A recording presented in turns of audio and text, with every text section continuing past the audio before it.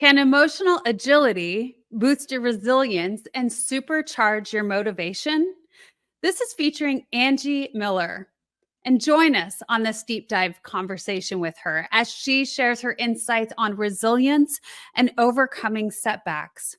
Explore how motivation changes with age and circumstances, and understand how crucial self compassion and emotional agility are to thriving in life's challenges. Angie brings her wealth of experience and wisdom to help us understand how we harness these qualities to live a more fulfilled, resilient life. Don't miss this enlightening interview. It's time to unlock your potential.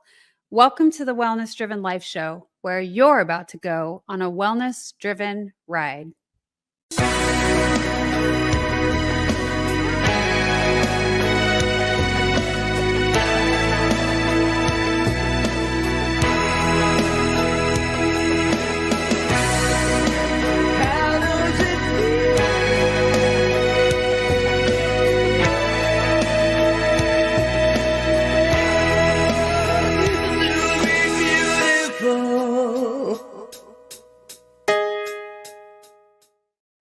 Welcome, and let me share a little bit about our guest today. Angie Miller is a mental health therapist, certified wellness coach, international speaker, author, and fitness educator. She hosts NASM's Strong Mind, Strong Body podcast and is the founder of Emotional Motion, a boutique coaching and retreat program that empowers women to transform their physical and emotional health. Inspired by her experience teaching stress management to university students, her fitness and yoga expertise, and her work as a therapist and mental health, Angie speaks at conferences worldwide on topics that bridge fitness and mental health. She is a professional development educator for the National Academy of Sports Medicine, producing content for GAM TV, Fit and Yoga, and writes for professional publications. Please help me welcome Miss Angie Miller. Hi, Angie. Hey, April, how are you? It's so good to be here. It's awesome to have you here as well. Thank you so much for being our guest on the Wellness Driven Life Show today. It's such an honor because you've got this wealth of experience, and I can't even read all of the things in the back of your name. You've got so many credentials. So I'm excited to have you here today. Let's start by sharing with the audience a little bit more about you. All right. Well, I'm a mom of 2 adult daughters, and I work as a mental health therapist for Atrium Health. So I work in their employee assistance program, which is a short-term counseling model. And because I'm a licensed clinical mental health counselor, but I'm also a certified wellness coach. So I do coaching on the side, mostly geared toward women and wellness, midlife and beyond. And I host, as you said, NASM's Strong Mind, Strong Body podcast. I have 4 sisters, a cat and a dog. Let's see. What else do you want to know, April? You do have some wonderful things and quality. What I would love to know, Angie, is kind of your history and your background of really what brought you to being where you are today. You are definitely a light, especially like you said, for women and showing them kind of the way in the world to both physical and mental health awareness and avenues. So what was it throughout your life that really brought you to this point of wanting to engage and learn more about these fields? Yeah, that's a great question. It's funny. I was telling one of my daughters the other day that when I was in 8th grade, I had to do a paper on what I wanted to be when I grew up. And I remember I did it on counseling, and I remember my mom taking me to interview a therapist at the time. But I think really it was a number of things. When I graduated from college, I went away to college. I was the first generation college student in my family. So no one had ever gone prior to me. And so I went away to college, didn't know what I wanted to do, started studying education, became a school teacher, and I moved to Kansas City, Missouri, and didn't know anybody. And it was the first time that I grew up and we lived in Iowa in one home my whole life, except for a short period of time when I lived overseas. And then when I was in college, I had studied in Switzerland, but for the most part, I was pretty grounded. So I go away to college, I graduate, I go to Kansas City because I was like, well, I can't go back to Iowa. I mean, somebody has to pay my bills, and that's me. So I moved to Kansas City. I don't know anybody and I'm lonely. And I joined a gym, a Bally's Health Club. And I started taking group fitness classes. And the instructor asks me, she's like, have you ever thought about teaching? And I thought, well, gosh, I like to tell people what to do. And I started to find my inner sporty spice because I was never really a girl who liked sports. I hated PE. I never considered myself an athletic person. But if you Mm. put me among a group of predominantly women, which was back then, I found that I built a community and I had friends and I loved that. So I started teaching group fitness classes and I had gotten my master's in mental health at the time, so I started doing school counseling. My husband's job started moving us, and education is much like therapy. Your credential doesn't go with you. So I decided to deep dive full time into fitness and become a fitness educator and a fitness instructor. And then some years went on, I started producing fitness videos. You'll still see them on Collage Video and Amazon, and I got a distributor for the fitness videos and moved into education. And then in 2012, my daughters were going to grow up and move away from home, and my mom was passing from dementia. And I started Mm. to have this moment of what am I going to do and who am I going to be when I grow up? And I don't identify as a daughter or a mom who's needed on a day to day basis. What am I going to do with my life? Mm. So I went to a university and started kind of beating down doors. Like I can either teach in the counseling department or I can teach in maybe a kinesiology department. And so I got hired to teach stress management because he said, I like the bridge between fitness and mental health. I like that you have a master's in counseling, but you've also been in fitness for 20 something years. And my life was kind of a hot mess at the time because my mom was dying, my daughter was struggling, we had moved at a bad time in her life. And I thought, God, Mm. I have some imposter syndrome. How do I teach stress management when my own personal life is falling apart? And in Mhm. that journey, I realized that I wished maybe that I had left mental health too far back in my path and I needed to go back in. So I re-upped my license, took a bunch of courses. I was teaching full time in Northern Illinois University. And so I was getting courses for free, but I was teaching full time and taking night courses. So putting in like 16, 18-hour days to re up my license. And I went back into mental health. We moved one more time. I left the university and throughout all of this just remained as a fitness educator. NASM will sponsor me to speak at conferences throughout the globe. And what I really found is just through all of that, sift away all the layers. The thing that I think I enjoy the most is every single time we moved, I would join a gym. I would meet a community of people and I would automatically feel grounded to an area. And what Yeah. always was the common denominator was group fitness classes. Mm. Matter that I have a master's in counseling or that I could be, in none of that mattered. What really mattered was what grounded me to the community and made me feel at home. And that's when Mm. I really found my passion for helping women and, of course, men, because I speak to audiences in mental Yeah. health and corporate settings everywhere. But I really just decided I wanted to bridge all of my knowledge in fitness and mental health and use my love for education to bring that to people and help them feel good inside and out. Mm. Really a long And explanation. no, that's great. I love that you brought up the community aspect. Sorry, I have a little reverb there, but that piece is so essential. So when we talk about what are the keys for really living optimally in life, and community is one of those pieces. And when you're moving around abroad all the time, right, and you have to make new connections, that can be extremely, extraordinarily difficult for people.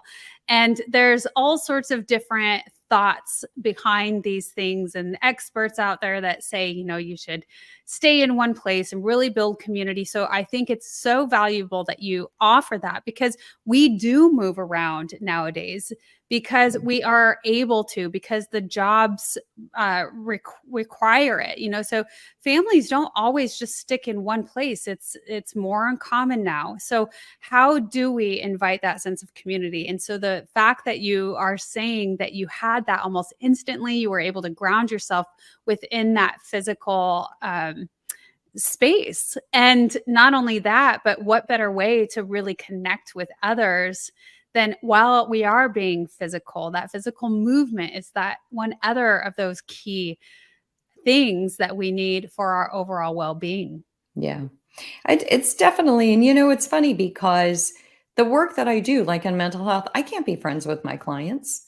Right. And, I can't invite them out to go have a beverage or go to dinner.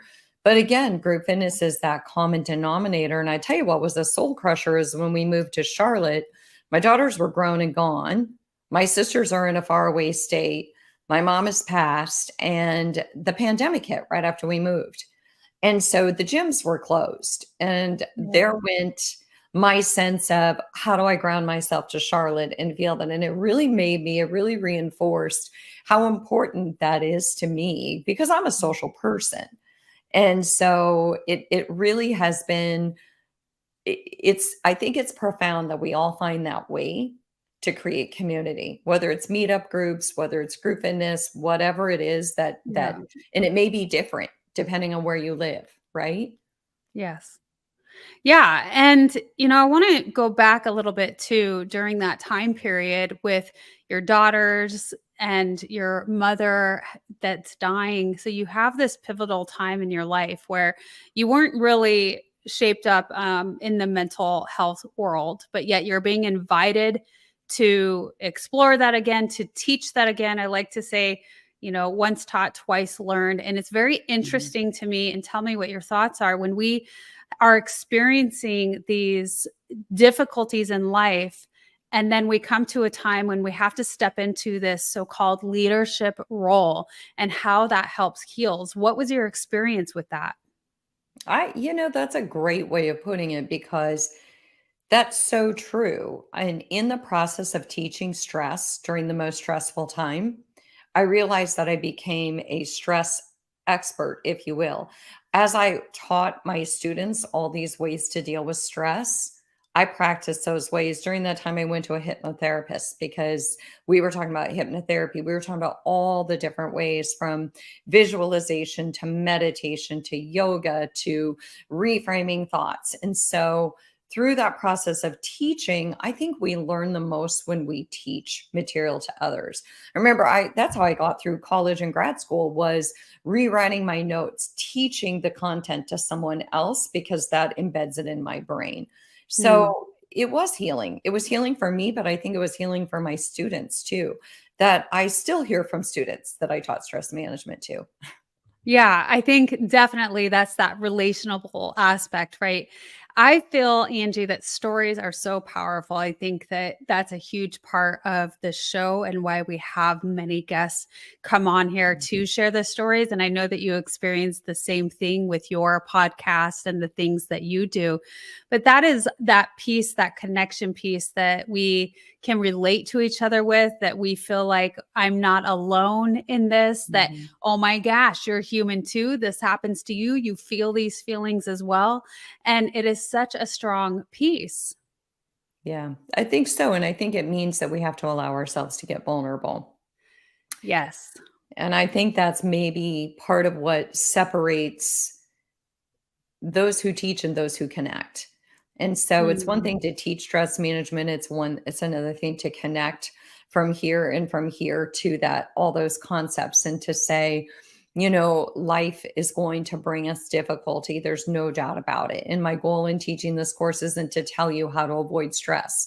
My goal is to tell you how to walk right into it, get into the dirt, get into the mud, get dirty with it, get ugly, cry those big tears, and then when you come out on the other side, you're going to feel so empowered knowing that you have the tools to do that.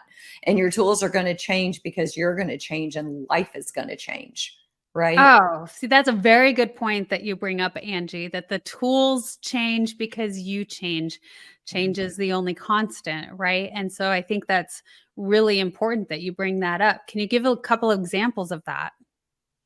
Yeah. I think that, at the time, even that I was teaching that course, at that time, that was hands down probably the most stressful time of my life. Watching my mom pass, watching my teenage daughter just really, really struggle. And being an empath, I'm struggling with him and I'm going Mm. down with him, right? And so that was a really, really challenging time. But then since then, there's been other challenging times. And I'm glad I had that because I'm more resilient and capable. But the challenges change, therefore, our techniques have to change. So I had a recent medical setback. Fitness and exercise has always been my way that I move through very difficult circumstances. So when you take away movement and you give me pain and injury, I'm Yeah. not sure what to do, right? And so I had to figure that one out and Mm. say, "Okay, I'm not my best self." And then to be vulnerable in that space and to be able to say, "You're right, I'm not my best self." Yeah. Do you feel, because that too has happened to me, I agree with you. Movement has always been my I don't just I don't know if I wanna say escape, but it's a sense of it escape, and it's also empowers me. Like, there's so many Mhm. things about movement that really helps, and when it is taken, it just disrupts the whole world. So, what what was that like for you, and how did you get back on board? But my biggest question is, do you also feel like that kind of stripped what you believe to be a sense of identity? Yeah, and that's all very good because you're right, it is much of how I identify. And it is so much of why I wanted to talk to women because again, I didn't grow up sporty spice, right? I didn't grow up liking sports. I didn't grow up understanding my body. I didn't even know my body had any athletic capabilities. And if I would have followed all my male gym teachers, I'm pretty sure I would have grown up certain that my body didn't have any athletic capabilities. So when I built body confidence, I built emotional confidence and I Mm, got this sense of I can do anything I set my mind to. And so recently I've had a pretty severe um setback medically, like I said. And so I've had to do a lot of journaling, a lot of other things that I've always done, but do it more. I've had to allow myself to be more vulnerable, to literally cry more, to mhm, lean on people more, which isn't something I was always loving that I would do. Maybe I love other people leaning on me, but not so comfortable in being the vulnerable person. mm, And so I had to find these other ways that I could get through it, and I'm still finding these ways. I'm still realizing, to your point, that it is a big part of how I identify. Is being connected to my body helps me connect to my mind. So how can I connect to my body differently? So I've taken a mm, ton more walks, and I've had to lean into the idea that walking is exercise, it's movement, and movement moves the emotions as much as the body, and it moves the blood and it moves them, it gets the muscles responsive and we just feel better. I had to, at first I was like, oh, I'm lowering my expectations, I'm only walking. And then it was that reframing of, no, you're not lowering your expectations, you're shifting the way that you look at movement. You don't have to beat the heck out of yourself to consider it a good workout. yeah. Yeah, and, thank you so much for being vulnerable and sharing all of that, because that's where it gets real and it gets raw, especially when you are an influencer, when you're a leader, when you're a coach, and you're in front of people, and you have this identity persona that you want to portray because this is you and this is what you're teaching and coaching and leading others to do, and when that's shaken up, it's like, Mhm. "Oh my gosh, who am I? I'm not good enough." And it's easy to go that route. And at the same time, it forces us to rethink and redo things differently. Just like you had discussed, you're not going to utilize the same tools all of the time. They're going to change because we Mhm. change. Right. So, in that, it's learning something different about ourselves. It's that self awareness, it's the self reflection, all of those pieces that start coming to light in a different manner. And like you shared, you are journaling, you're sitting with yourself, you're more quiet, you're forced to actually slow down Mhm. and really go more within, as opposed to concentrating so much on the external that you have been for so much of your life. Yeah. And every good therapist needs a therapist. So I have a therapist on speed dial, and just kidding. I wish she was. Um, but uh, but I also have, there something came to my mind when you were saying all of that. I think what really came to my mind is self compassion. For all of the compassion that I Mm, hold for others, I struggle to hold that compassion toward myself. And yeah. so perfectionism is no one's friend. And yet, for high achieving, especially women, that perfectionism and the imposter syndrome and all of that. And it's that leaning into self compassion and saying, if only for now or if only for today, I'm going to have to not be the person that I thought I was, but I'm going to be the person that I am. Mm, yeah. That's powerful. Like, always striving to be and do your best with the circumstances and environment that you have. And what I really enjoy, kind of, I don't know if I want to call it time stamping, but when you're going through the muck and things are just difficult and they're not the same, you're not in your normal routine, things have just changed so drastically. It's like, well, how Philip Kuntz actually taught me this. I listened to one of his talks, and he said, "Make it to the next meal." And so a lot of us like to say, just go take it day by day. And he said, well, we'll just make it to the next meal. Just make it to the next meal. So I think that can be incredibly empowering when things are really, really difficult.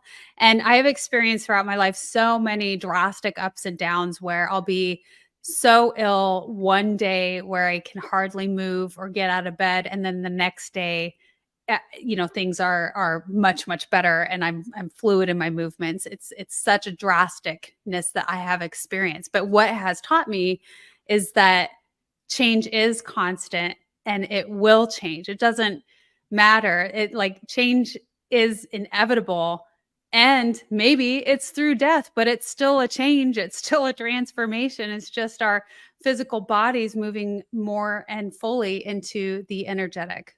Yeah. So, Well, and to, you're right. And change is constant. And also without it, we wouldn't be learning. We wouldn't be growing. We wouldn't be evolving. We would take things for granted. And we would lose sight of our, I mean, as corny as it sounds, we really would lose sight of our blessings. And I think, mm, my family history, my genetics, if you will, aren't necessarily on my side. And so I don't necessarily come from a healthy bunch, if you will. And I always thought that fitness was going to be my hall pass. I always called it my hall pass. Well, I'm going mm, to fight my genetics. I'm going to fight my history because I have been working out since I was 20 something. Therefore, I have a hall pass. And over the past 5 years, I've had two big things come up where I realized I don't have a hall pass.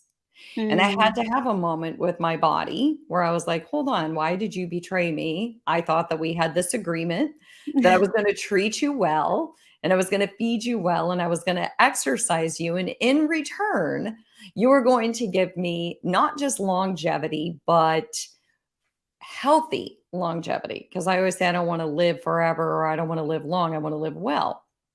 And so I've had to have some meetings with my mind and my body and just remember that there have been some disappointments, and yet I'm still healthy and strong and I'm still moving around. And so it's always that constant reframing of sometimes when you go to bed and your thoughts are getting really ugly, a lot of times what I always say is just rethink it in the morning. Yeah. I feel that way because oftentimes when my mind goes amok and it's going to the gutter, like, consistently, I know that it's because I'm just really tired. Yeah.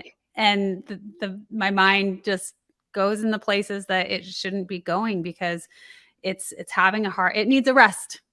So I Mhm. love that you just say, let's rethink this in the morning, shall we? So, really being able to listen to your body and how it's responding and picking up on those key things and knowing that there's nothing wrong with you, but it's trying to give you some signals to maybe do things a little differently, like take a rest or drink some water or what have you. Mhm. Yeah, So, definitely. we're going to move into our first commercial, and what I love about the commercial already is our sponsor is it's a hypnotherapy, and you have already talked about that a little bit. So, we'll go into that first and we will come back to you, Angie, so stay tuned. All right. Are you ready to take control of your ride to wellness? Rev up with Driven Living. Visit www.drivenliving.com and buckle up for a journey. Get exclusive access to our Wellness Driven Life Show guest portal, where you can dive deep into the minds of our esteemed guests. Sign up for our newsletter and get insider scoops on these distinguished personalities. It's like having a backstage pass to their life-changing wisdom. But that's not all. You'll also receive a free hug. You heard me right, a free hug. An enlightening ebook from the Driven Living team. Discover the science-backed benefits of hugging yourself. It's a fill-up for your wellness tank. Because at Driven Living, we believe in fueling your journey to wellness, both physically and psychologically. So what are you waiting for? Visit www.drivenliving.com today. So back to you, Angie. I love our conversation that we're having. And I think one thing that I appreciate about you the most is that you are very transparent with the ongoings of your life. So you have, and you look beautiful, you are beautiful, you're doing all the things, you're this incredible public figure where you lead others into mental and physical health. And you still experience setbacks. It makes you very human. And I think that it's very important for people to have that understanding, because I think so much in society today, people view those public figures as something that's unobtainable. And it's just not. We are all just as human as anyone else. We experience life because life is life for everyone. And we all don't get through it without having hardships. And so I think it's just so important to relate to people on that human level and how come to this understanding of, yes, me too. Yeah. And it's me too, and it's me too, but different, right? So we all are gonna have we're all gonna stumble and fall, and we're all gonna have these setbacks, but they're gonna be different. And even if they're the same, we're going to experience them differently. And I had a guest on my podcast, and he was talking about how a lot of times we don't want to share something till we get through it because we tell Mm, ourselves, well, I need to be healed or I need to be better before I open up Pandora's box. Because if I tell people my problem and I don't have a solution, then they might just think I'm complaining. And and I thought that was interesting because I thought I had to call myself out. I do it all the time. I do it all the time when I'm in the middle of something. I don't want to talk about it. I need to have a solution. I need to know what's going to happen next. mm. And that could be years, frankly. And sometimes there is no one solution. Sometimes it's just one step at a time to feel a little bit better than we felt yesterday. Yeah. So Well, why there's, wait? yeah, and there's so many different levels. Like if we take grief, for example, there's all of these different stages.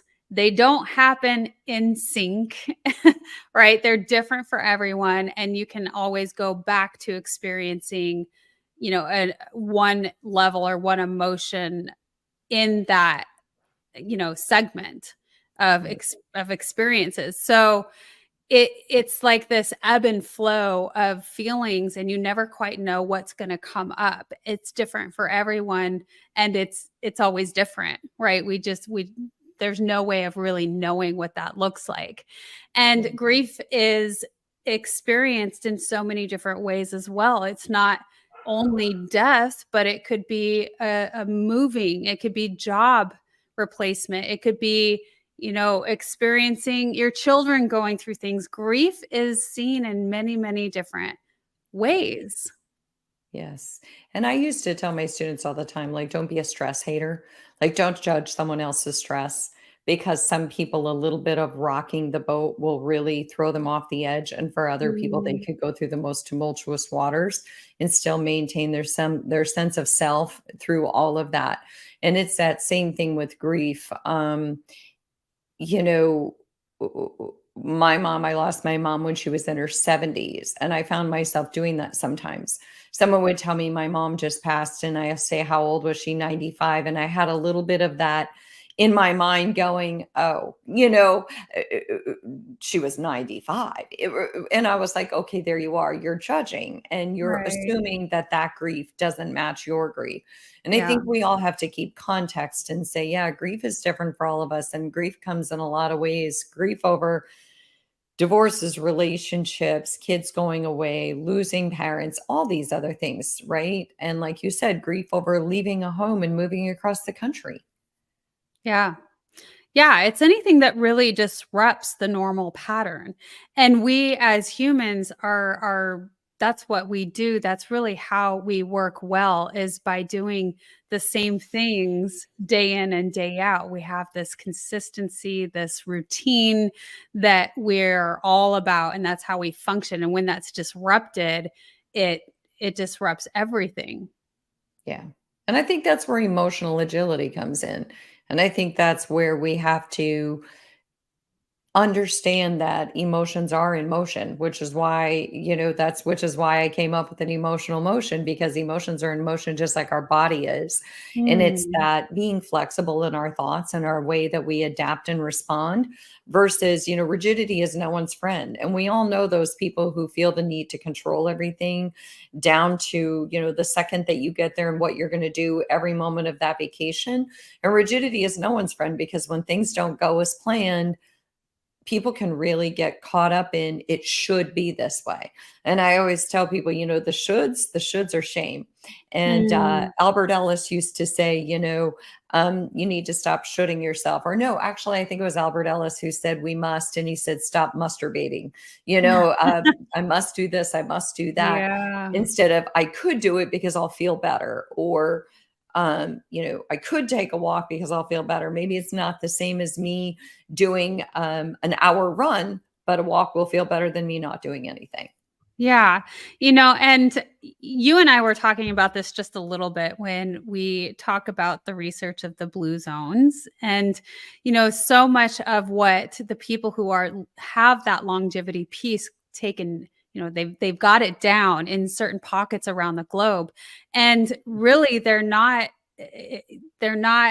pushing their bodies physically to any crazy extent. It's really just the normal day in and day out movements or chores, if you will, or walking around and actually walking or squatting and using their bodies in just a normal way, but actually moving them. And I just love, Angie, how you describe that movement is like it activates those emotions, and that's what it is. My husband always says motion creates emotion. And it's so funny because in the beginning, I didn't really get it, or I thought, I don't want to be more emotional. I don't want to cry more. You're right, right. So what do you mean motion creates emotion? I don't want that. I want to get away from that. I don't want to feel. And as empaths, I'm not even saying that right, but you feel very deeply. And sometimes I'm like, I don't know why, and I don't want to feel this deeply. But the movement has always helped, and it just works things out naturally the way the body and mind is intended to function together. Yeah. And yes, 100%. And movement is different for everyone. And I think it comes down to just inviting people to do some self-reflection. One of the biggest things that I teach trainers is, what if we stop telling people what to do? What if we invite people to figure out what they need to do, which is what motivational interviewing, and that's the foundation of motivational interviewing is, I invite you to reflect on your life and what's working and what's not. And I invite Mm, you to kind of determine how you're going to overcome the obstacles that are getting in your way and then create a path forward. But it's your journey. So your hands are on the wheel. You're in the driver's seat. I'm in the yeah. passenger seat. I don't need to just tell you what to do 24/7, because we all know that if you raise kids and you raise kids who you make all their decisions for them. I taught university students. I know those students. I know how much they Mm, struggle.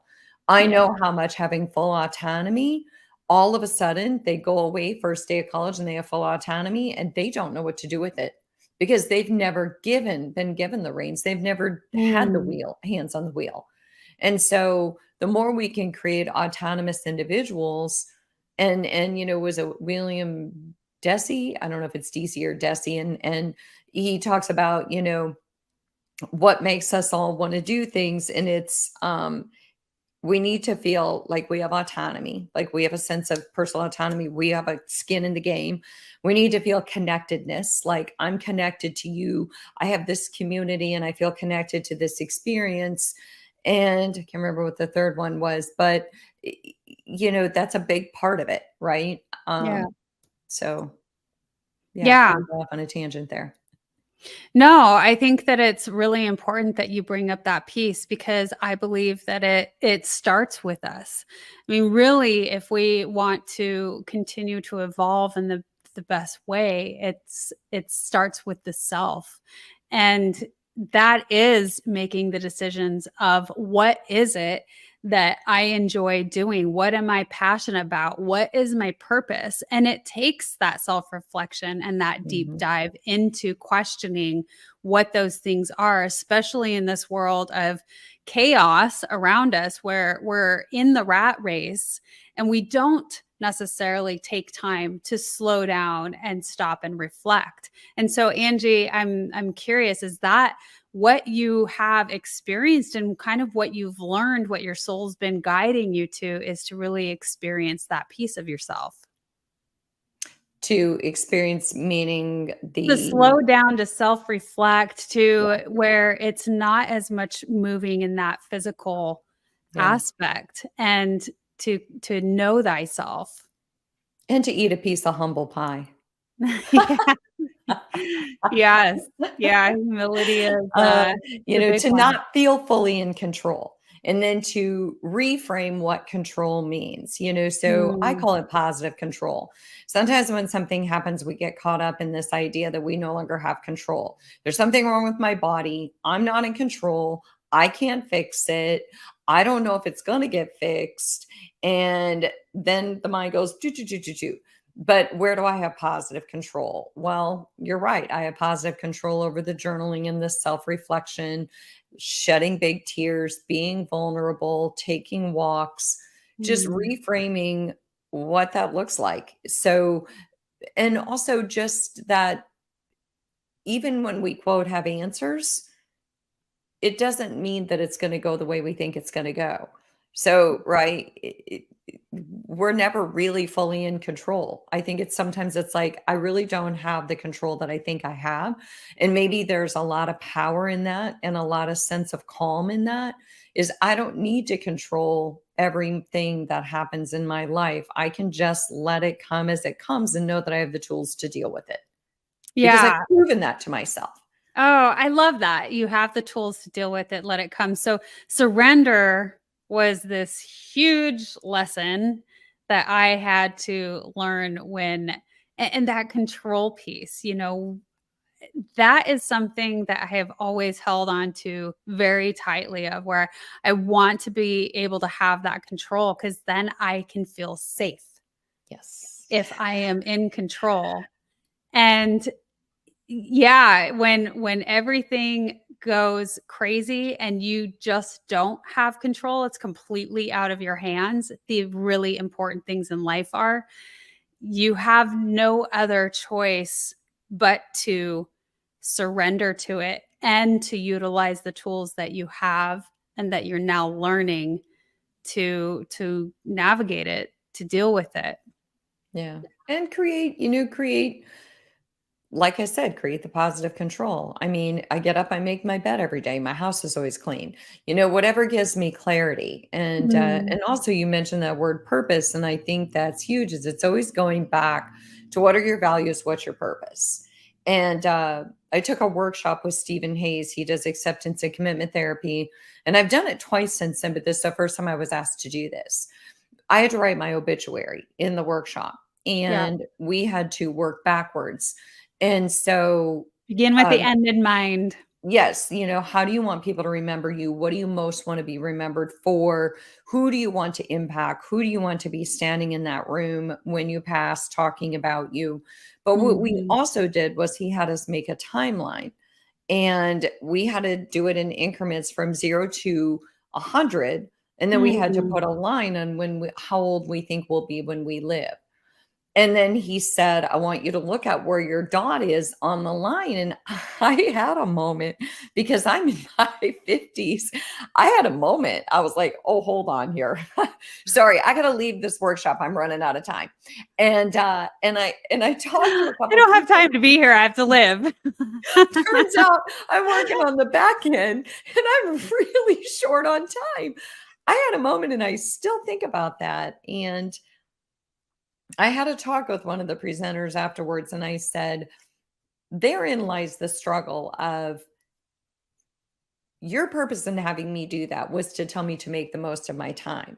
But Mm. my brain went to, oh my gosh, you're running out of time. So my brain went to go, go, go, go, go. And I know what you really wanted me to say was ground, make use of your time. And so we had to kind of nuance that and talk about Mm. how do I lean into myself and stop trying to grab it all like I'm going to run out of time. Yeah. I'm going to let you know when I find the answer to that one. Uh, well, yeah, that's really a profound perspective when it is something that hits. Manly and I just wrote our obituaries this year as well. And yeah, I think it's very important to really reflect on the end in mind and see where you're at. And it does, Angie, it brings up other things and how you feel about that. And okay, I feel like this. Why? And how can I kind of flip that script? Yeah. Yeah. And why am I worried about this person or that situation when they didn't even make my obituary? Right. Yeah. Well, that's a cool experience that you had, and so I invite people to do that because it is a cool experience. Now, Angie, you have interviewed so many people, not even just in the interviews, but really experienced a lot of really amazing human beings. Is there some examples that you've had throughout your time that really were a profound experience for you? Really were any aha moments that you had with someone? Yeah. A lot of them actually, because like I said, I think I really had that teaching stress management and having students come up to me and share things that they had never shared with anyone. Because Mm, when you talk about stress and ways to navigate it, a lot of emotion comes up. yes. And then, I was in Thailand last year and I was presenting at a conference and I was talking about stress and resilience. And afterwards, three women came up crying and said, in the Asian culture, we don't always talk about our feelings. It's not always something that is promoted. And, mental health is just something that we're starting to maybe whisper about. And Mm, it gave them a space, it gave them a safe space to explore that it's okay to talk about stress and emotions and life's difficulties. And it's okay to admit it, to admit that you might feel stressed or you might feel down. And that's part of emotional agility is being flexible with our emotions, but also being able to experience the full range of emotions. And I wrote an article about exercise and anxiety, and I said, it's just like full range of motion in fitness. We need to experience a full range of emotions. But mm, there's so many people who've shared their stories with me, and I always say that I'm kind of like a vault. I'm gonna die with a lot of people's stories. Mhm. But I think what I get the most out of it is that I realize that we are a vulnerable society and Mm. we all go through so many different things. And it's always amazing to me to hear someone's story and then to see how they've walked out on the other side and that they have the courage to share it and to keep going. I, I don't know that I've got any one story that really stands out. You know. Well, how does it feel to begin to share your own stories and kind of flip that? I know that you talked a little bit about how it's been difficult for you to really flip that and be the vulnerable person on the other end. How has it been going for you? We need to end now. No, well, so my first journey with being, really, uh, maybe unprepared was, I was in Chicago still. We hadn't moved here yet. And I was having a lot of heart palpitations and a lot of real interesting. It was like, oh, my heart's doing backflips. And oh, there's somebody doing cartwheels in there, almost like you're pregnant, but it's not a baby and it's in your heart. So I Mm, did what I like to do, which is wait a couple of years. And I moved here and I went into a doctor and he said, you're real fit and you do well on a stress test, but maybe you should have like a cardiac calcium score. And, fast forward, basically what came of it was like most of the women in my family have cardiovascular disease. And so on the inside, fit, healthy. I mean, sorry, on the outside, fit, healthy. On the inside, not so much. And I said, gosh darn, and I had kind of a meltdown in his office. And I said, I thought I had a hall pass. And he's like, mm, well, imagine if you didn't exercise. Like, look at the family right. members that you've just mentioned. Look where you would be. Yeah. And, so he and I still he's my heart doctor, he's my one of my favorite humans, and, I remember one of the ways he got me was when I went in and I started like, kinda my friend calls it bleeding all over the page, and I was, having an emotional meltdown, and I said, "The problem is doctors don't really listen to women, especially women with heart disease, because women present differently." And he said, "What did you say?" And I started cracking up because he was messing with me. Because I had just said doctors don't listen to women. But anyway, so I appreciate a little humor. And I'm still not at a place where I like to talk about that very often, if at all. And it's still just one of those that I navigate. I know it's there. I'm trying to do all the right things, eat healthy, exercise. But there's that part of me that's like, some people do have just better genes and they realistically could probably eat not so healthy and not exercise and maybe have a better internal system than even I do. And so I had to get through that whole stop comparing and Mm, be where you are and accept that you have this, do all the right things the best way that you can, and it will be what it is. mm. It will. It will be what it is. And I think that it's just the way that we show up and just the fact that you're able to share and willing to do that is such a huge light in the world. So thank you for that, Angie. And I also feel that again, sharing those words of wisdom and light really truly empowers the whole world. It's like this domino effect, if you will, where it's like when you go out in public and a smile is contagious, it's Yeah. similar to that as well. So you are really starting to branch out and share more of yourself, and you're continuing to interview others, and you've talked about maybe even branching out to do some other things. What's next for you? What's next for me is working on a live women's retreat. So I've done virtual retreats and I work with women in coaching, but to host a live retreat and to bring women together and allow them a safe space to share their stories and to be a sounding board for one another and to bring in those factors of movement and mindset and help women gain the tools, the cognitive tools, because there's that cognitive reframing and the things that we can do to create agility. But then there's also social things that we can do. I mean, emotional agility is built in many, many ways. It's through cognitive reframing, but it's also through community. It's also through acceptance and self-compassion. And so I want to bring women together and bring them into a space of healing, but also a safe space where they can share their stories, but they can also walk away and there's an after story. I've been on many, many retreats and I feel like you feel good when you're there, then you go home and you get back to real life and it's like, oh, but I don't feel the same now because I'm back in real life. So I want to give Mm. takeaway tools and follow-ups where that stays with them for a longer period of time and there's more continuity in what they learned and what they experienced on the retreat. Yeah, it sounds to me like that is helping build lifelong relationships, in order to be able to have that continuous follow-up to see how are we doing. I would agree with you. I think that it's really, really important to have the things that are kind of letting you know that you're remaining on track, that others are remaining on track with you. There's a huge sense of power when we do things in groups, when it's Yeah. more than just us and we really take all of our energy together and support one another. It's this big powerhouse. It is. It really is. And we all like to feel connected to something bigger than ourselves.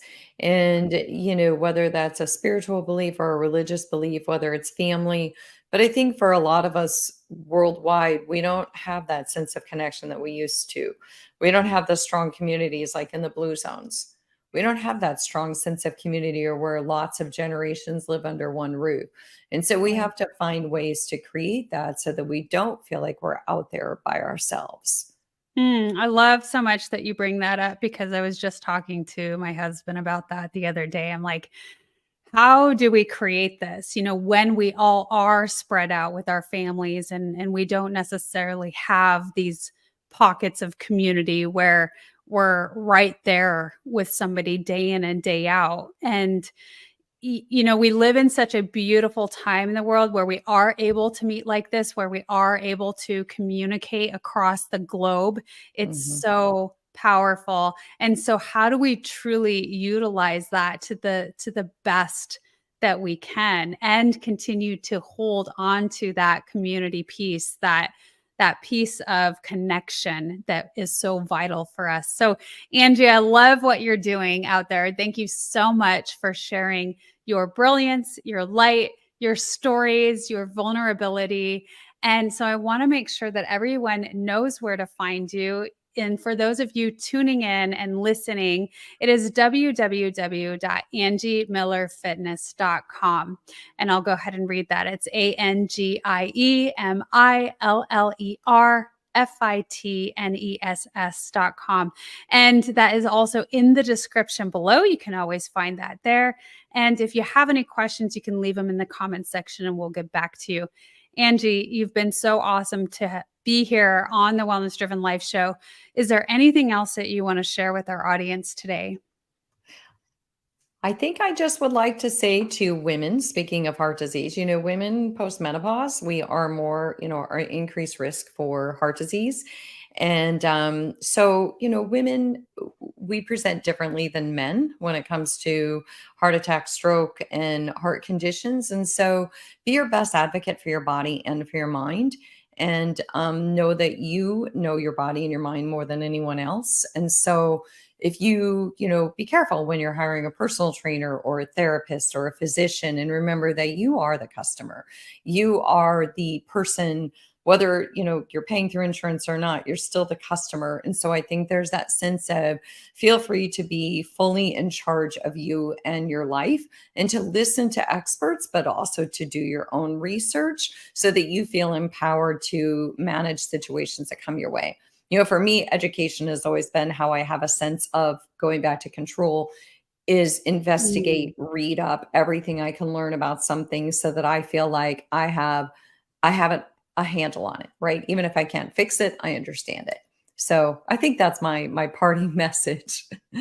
I think that's a great parting message. And you and me both, the life learner aspect. And I do strongly feel that that is how I too have continued to be resilient throughout life, through all of the changes and ups and downs and disease and loss and all of the things, is really educating myself so I have an awareness of what could potentially be going on. And there's definitely so much of the empowering aspect that it gives. So, thank you again, Angie, so much for being on the Wellness Driven Life Show.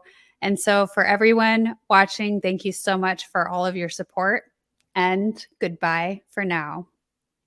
Thank you.